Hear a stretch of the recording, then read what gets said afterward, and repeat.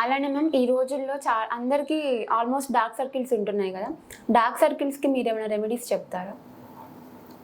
So మీరన్నీ common questions అన్ని చక్కగా అడుగుతున్నారు. ఇవన్నీ కామన్గా వచ్చే సమస్యలు అందరిలో. బట్ ఇవన్నీ కూడా ఇండివిజువల్గా చూసుకుంటే ఇట్స్ వెరీ డీప్ ఉంటుంది అండి concept. So as I told you స్టార్టింగ్లో అడ్వర్టైజ్మెంట్స్, జిమిక్స్ ఇవన్నీ చాలా ఉంటాయి, అన్నీ పోవాలిగా చూపిస్తూ ఉంటారు. బట్ డార్క్ సర్కిల్స్ కూడా అండర్లైన్ రీజన్స్ చాలా ఉంటాయి.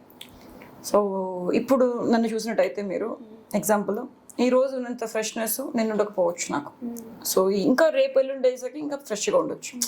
So tiring job, lack of sleep, ఎక్కువ వర్క్ ఉంటే ఇప్పుడు న్యాచురల్లీ ఐస్ కొంచెం ష్రింక్ అవుతాయి, డార్క్ అవుతుంది. అవి టెంపరీ.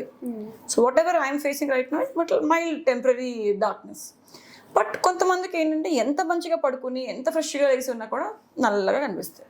వాటి గుంటకళ్ళు అంటే కొంతమందికి ఏంటంటే మీరు కొన్ని సెలబ్రిటీస్ చూస్తారు, ఎంత మంచి మేకప్స్ వేసుకున్నా అన్నా కూడా డార్క్ సర్కిల్స్ కొంతవరకు ఉంటాయి. అంటే షాడో ఐస్ అనమాట, అంటే డీప్గా ఉంటాయి, గుంటకళ్ళు అంటారు. సో మన షాడోయే మనకి నలుపు కాజ్ చేస్తుంది. సో వాటికి మనం ప్రత్యేకంగా ఏం చేయలేం, వాటికి ఫిల్లర్స్, ట్రీట్మెంట్స్, ప్రొసీజర్స్ అన్నీ చేసుకోవాలి. అవి చేసుకున్నప్పుడు మనకి ఏదైతే షాడో కొంతవరకు తగ్గుతుంది.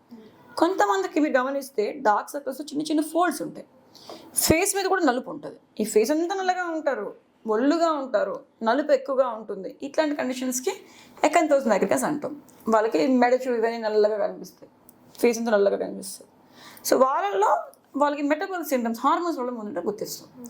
హార్మోన్స్ సంబంధించిన ట్రీట్మెంట్స్ అని ఇచ్చుకుంటూ వాళ్ళకి లైఫ్ స్టైల్ మోడిఫికేషన్స్ అని చెప్పి డైట్ అన్ని స్పెసిఫిక్గా చేసిన తర్వాత డార్క్ సర్కిల్స్ తగ్గుతాయి. సో డార్క్ సర్కిల్స్ అనగానే మనం ఏదో క్రీమ్ ఇచ్చేసి పోదు మ్యాజిక్ లాగా.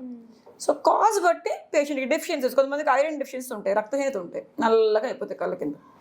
B12 డెఫిషియన్సీ ఉంటాయి, vitamin B complex deficiencies, folic acid deficiencies, thyroid issues, ఇవన్నీ మల్టిపుల్ రీజన్స్ ఫర్ డార్క్నెస్ అనమాట.